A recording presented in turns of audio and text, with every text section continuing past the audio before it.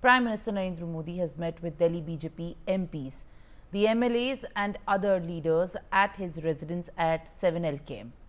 And in a post that has been shared on X, the Prime Minister has noted that the meeting held extensive discussions on numerous ways to improve the quality of life for the people of Delhi. This is also very important in the context of the meeting that has happened after BJP came to power in the national capital, breaking the 15-year-long break with the newly elected MLAs and under the leadership of Delhi Chief Minister. Prime Minister Narendra Modi has also, in fact, interacted with the MPs in the national capital.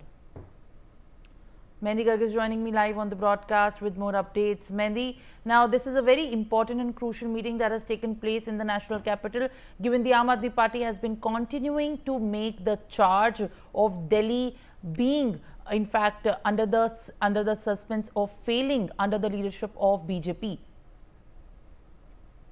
Well, indeed, Simran, yesterday holds a very important role regarding the Delhi government because Prime Minister Narendra Modi interacted with Delhi's top BJP brass, including, Chief Minister Rekha Gupta, to discuss the progress on promises made to the people of the national capital. And not only the CM, but also Delhi cabinet ministers, along with Delhi BJP President Virendra Sachdeva, attending the meeting, and also Delhi MPs, including Bansuri Swaraj and Manoj Tiwari, ministers like Parvez Verma and Manjinder Singh Sirsa, and also BJP General Secretary Organization B.L. Santosh were also present in this interaction, Simran. And the major agenda of this particular meeting was the progress on key election promises, including the direct cash benefit to women and also cleaning of the Yamuna. And not only this, but Prime Minister Modi also taken to his X platform.